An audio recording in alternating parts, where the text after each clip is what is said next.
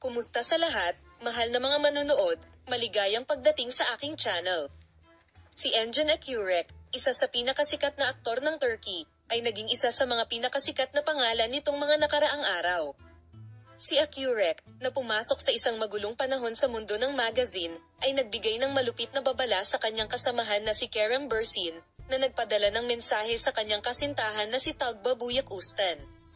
Ang mga detalye ng kahindik-hindik na agenda na ito ay yumanig sa relasyon ng sikat na mag-asawa. Ang tabloid press ay gumawa ng mga headline tungkol sa malupit na saloobin ni Engin Akyurek kay Kerem Bürsin, na nauna sa kanyang mga pagtatangka na mapalapit sa kanyang kasintahan na si Tuğba Büyük Üstün. Sinabi niya na si Engin Akyurek ay nagbigay ng espesyal na babala kay Kerem Bürsin at determinado siyang huwag saktan ang kanilang relasyon. Partikular na ang mga mensaheng ipinadala ni Kerem Bürsin kay Tuğba Büyük Üstün ay nakakuha ng atensyon ni Akyurek, na hindi na nahimik. Ang iyong artichoke shovel, Kerem, ay walang laman. Ang iyong malupit na babala ay sinalubong ng pagkamausisa ng mga reporter at tagahanga ng magazine, at pumukaw ng pagkamausisa.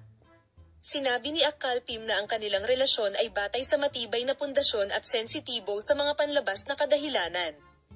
Gayunpaman, nananatiling hindi malinaw kung paano bubuo ang kaganapang ito at kung paano ito makakaapekto sa relasyon sa Bürsin Akyurek. Hindi pa alam kung ano ang magiging reaksyon ni Tuğba Büyük Üstün sa sitwasyong ito.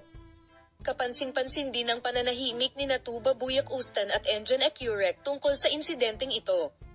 Ang insidenteng ito, na lumikha ng isang bombang epekto sa mundo ng magazine, ay naglagay sa mga relasyon sa pagitan nina Engin Akyurek at Kerem Bürsin sa ilalim ng pansin, at tila ang pag-igting na ito sa pagitan ng dalawa ay magpapatuloy na maging isa sa pinakapinag-uusap ang mga paksa sa magazine mundo sa mga darating na araw. Salamat sa lahat sa panonood ng aking video. Paalam, makita ka sa mga bagong video.